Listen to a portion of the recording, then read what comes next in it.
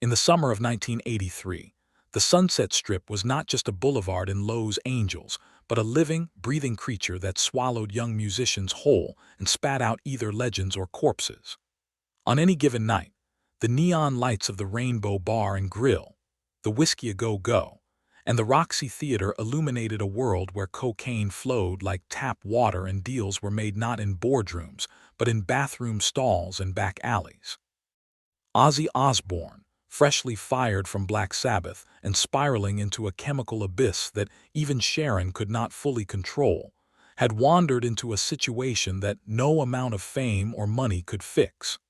He owed a significant debt to a man who did not accept apologies, did not negotiate payment plans, and had a reputation on the Strip for making problems disappear permanently. On that particular night, with the debt unpaid and the deadline passed, Ozzy found himself sitting in a dimly lit room above a liquor store on Cienega Boulevard, staring at two men who had no intention of letting him walk out the same way he walked in. What Ozzy did not know was that 3 miles away at the Rainbow Bar, a man in a leather vest covered in military pins was being told exactly where Ozzy was and exactly how much trouble he was in. That man was Lemmy Kilmister, and what he did in the next 90 minutes would become one of the most whispered about stories in rock and roll history, a story that both men refused to confirm or deny for over 3 decades. If you have not already, take a moment to subscribe to this channel and turn on notifications, because the stories we uncover here are the ones that the rock and roll history books left out on purpose. To understand how Ozzy ended up in that room, you have to understand what 1983 looked like for a man who had just lost everything he thought defined him as a human being. Black Sabbath had not simply let him go. They had erased him, surgically removed him from the organism he had helped create, and moved on as if the previous decade of his life had been a rough draft that the band had finally gotten around to editing. They replaced him with Ronnie James Dio, a vocalist whose precision and operatic discipline were the exact opposite of everything Ozzy represented, and the music press treated it like an upgrade rather than a tragedy, like the band had finally grown up and shed its weakest link. Ozzy was 34 years old, bloated from alcohol, ravaged by every substance the 70s had offered him, and convinced that his career was finished.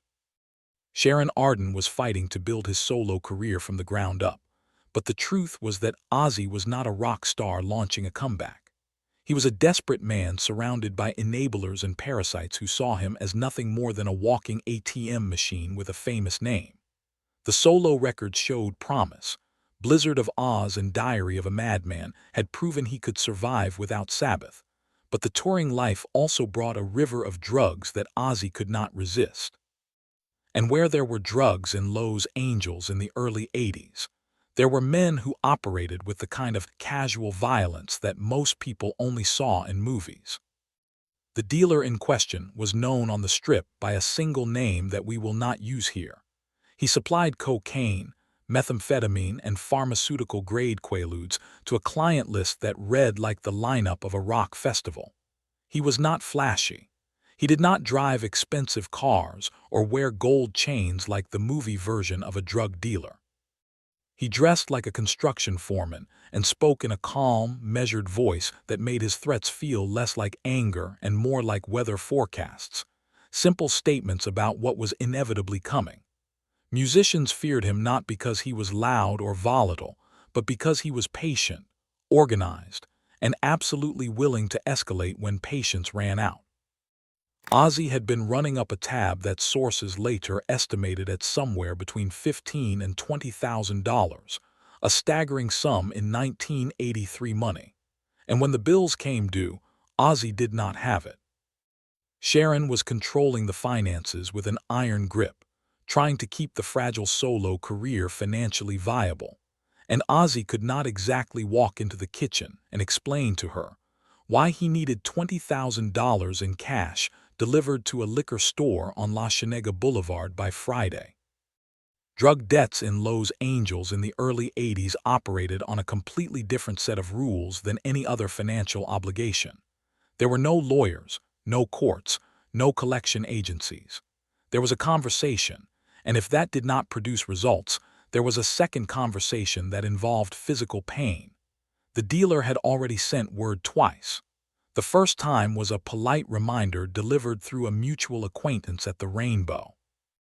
The second was less polite, a message that included specific details about Sharon's daily schedule, where she got her hair done, what time she left the house, which car she drove. It was not a direct threat. It was worse. It was a demonstration of knowledge, a way of saying I know everything about your life and I can reach into it whenever I choose. Ozzy tried to borrow money from other musicians, but lending money to Ozzy Osbourne in '83 was like throwing cash into a furnace. He tried selling equipment, but the timeline was too short. The dealer wanted his money by Friday night, and it was already Thursday. What happened next still makes people shake their heads 40 years later. Ozzy, out of options and terrified in a way that even the Prince of Darkness had never experienced on stage, decided to go meet the dealer in person, alone, with no money, and try to talk his way out of it. He drove to the address, walked up a narrow staircase that smelled like stale beer and cigarette smoke, and was led into a room where two men were waiting. Neither of them was smiling. The room was small, no bigger than a modest bedroom, lit by a single overhead bulb that cast everything in harsh yellow light. There was a folding table with cigarette burns on its surface, 3 metal chairs that looked like they had been stolen from a school cafeteria, and an ashtray that had not been emptied in what looked like weeks. The air was thick with stale smoke, and the faint chemical smell of cleaning products that could not quite mask something older and more unsettling underneath. The dealer sat on one side of the table with the calm posture of a man who had conducted this kind of meeting many times before. Next to him was a larger man who never spoke during the entire encounter but whose presence communicated everything words could not. This was a man whose job was not to talk but to act, and his silence was more threatening than any verbal threat could have been. Ozzy began to talk about his career, the records, the tour being planned, how the money was definitely coming. The dealer listened without expression. When Ozzy finished, the dealer leaned forward and told him that time was not something he sold, that time was more expensive than cocaine, and that if the money was not produced by midnight, the situation would move to a phase that nobody would enjoy. But something was already happening 3 miles away that would change the entire equation of this night. And the person setting that change in motion was doing it not out of strategy, but out of the stubborn loyalty that defined everything about the way he lived. Lemmy Kilmister in 1983 was already a permanent fixture at the Rainbow Bar and Grill on Sunset Boulevard. He had his own seat at the far end of the bar near the video poker machines, his own glass that the bartenders kept behind the counter, and his own unspoken agreement that his Jack Daniels and Coke would never run dry as long as he was breathing. Motorhead was between albums, riding the fatting momentum of Iron Fist and preparing for what would become Another Perfect Day, an album that would divide fans and eventually lead to yet another lineup change. Lemmy was doing what Lemmy always did between records, which was sit at the Rainbow, feed quarters into the video poker machine, drink whiskey until the sun came up, and hold court with whoever wandered through the door. On this particular Thursday night, a roadie named Danny who worked with various bands on the Strip came in through the back entrance looking rattled in a way that was hard to fake. He had heard that Ozzy had gone to meet the dealer alone, with no money, and that things were potentially very dangerous. Danny told Lemmy this not because he expected action, but because Lemmy was the kind of person you told things to when you were scared. Lemmy listened, finished his drink, set the glass down, and asked for the address. He stood up, put on his jacket, and walked out without saying another word. He did not call Sharon. He did not call the police. He simply drove toward La Cienega Boulevard. What people often forget about Lemmy was that before Motorhead, before Hawkwind, he had grown up in a world far harder than the music industry. He had been a roadie for Jimi Hendrix, living in circles where violence and drug commerce were daily realities. He had survived the Canadian border arrest, the betrayals, and years of poverty. Lemmy was not tough in the way rock stars pretend to be. He was genuinely unafraid of physical danger, and he had a moral code that was brutally simple. If you were his friend, he would walk into fire for you. Ozzy Osbourne was someone Lemmy considered a genuine friend, and that meant something that went deeper than contracts or career calculations. Lemmy arrived at the liquor store around 10:30. He walked up the staircase, knocked on the door, and when it opened, he walked past the large man as if he were a piece of furniture. He sat down next to Ozzy without being invited, looked at the dealer, and what followed would be the reason this story survived in whispered form for decades. But to understand what Lemmy said and why it worked, you need to understand something almost nobody outside the innermost circle of the Strip knew at the time. Lemmy and this dealer had a history that went back years, a history that gave Lemmy a kind of currency in that room that no one else in the rock world possessed. The connection was rooted in the mid-70s, when Lemmy first arrived in Lowe's Angels after being thrown out of Hawkwind. In those early days, Lemmy had almost nothing. During that period, he had done occasional favors for various figures in the LA underground, driving packages, holding onto things that other people did not want found in their apartments, standing in doorways looking intimidating. Lemmy never talked about this publicly, but it had earned him a particular kind of respect among people who operated outside the law. The dealer knew Lemmy from those years. He knew Lemmy was not a man who bluffed, not a man who would involve police under any circumstances.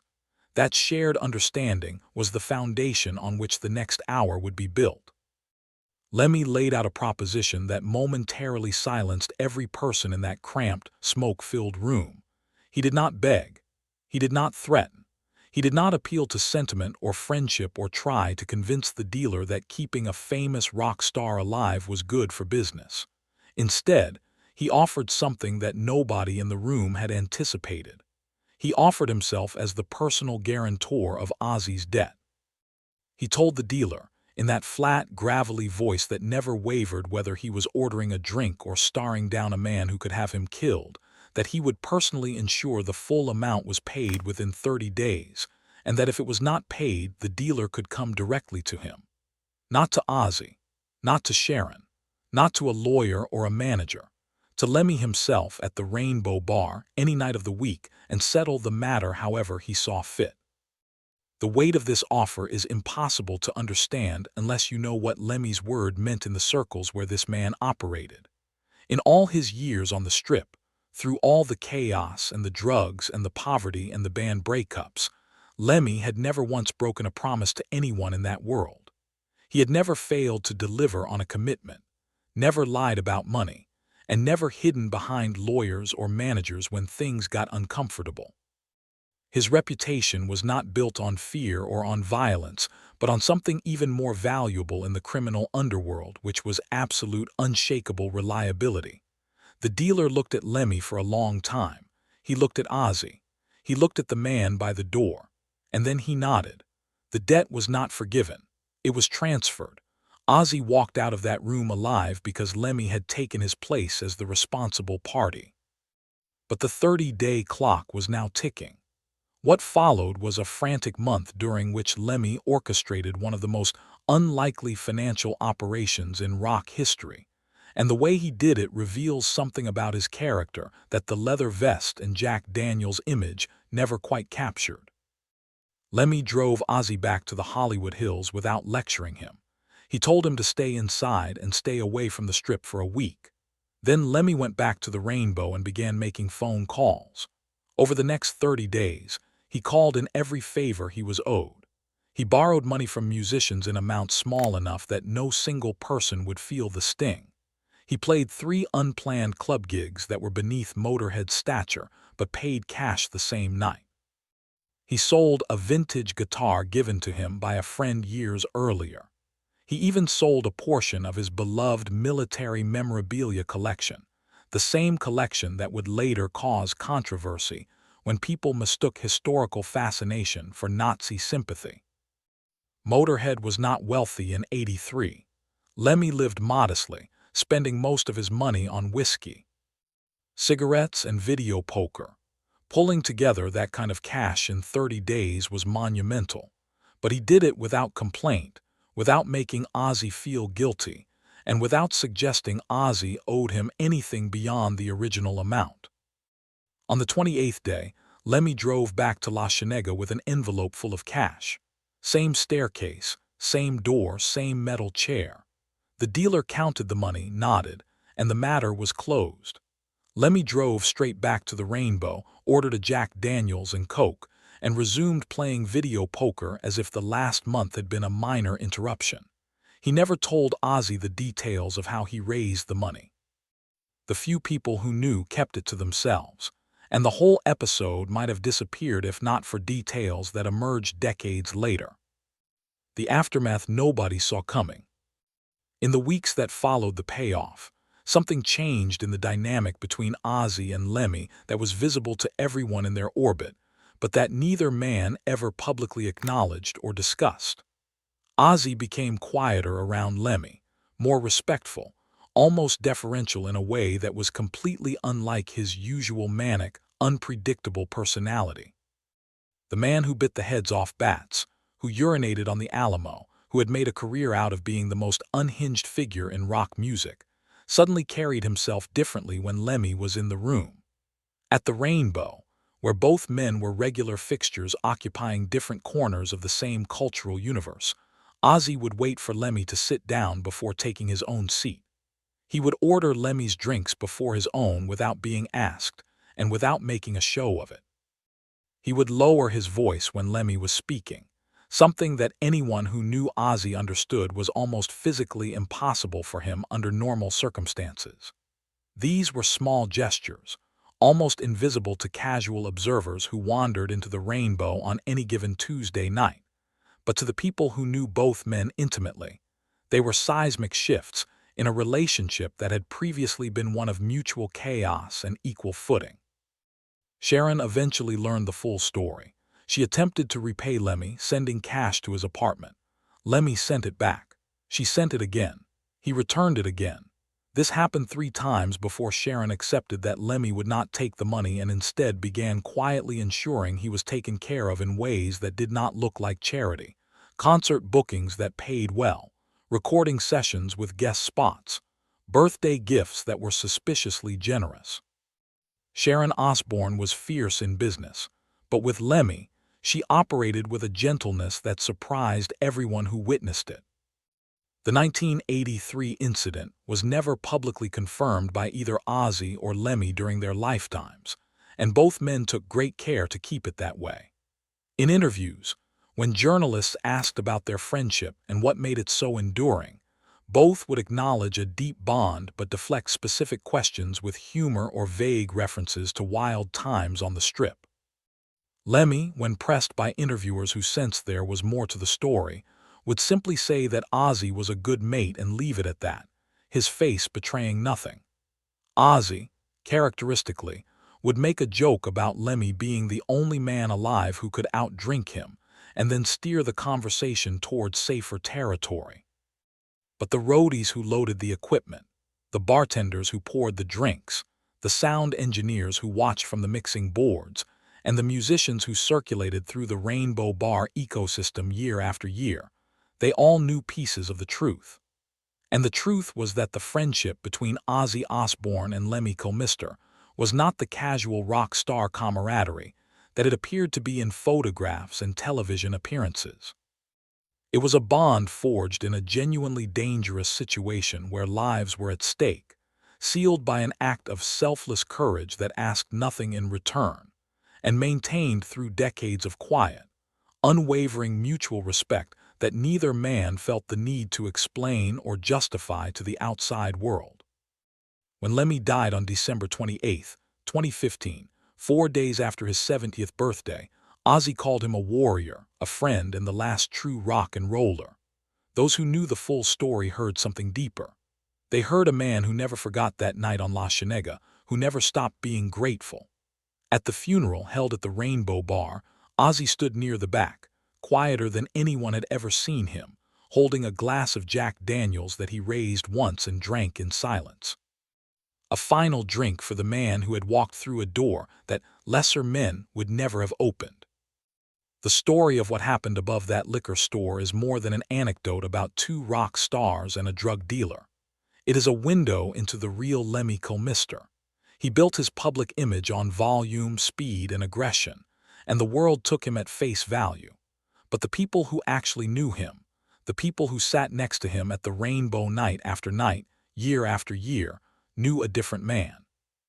A man whose loyalty was absolute, whose courage was deeply real, and whose moral code, while unconventional, was more honestly lived than that of most respectable members of society. Lemmy did not save Ozzy because he wanted something in return.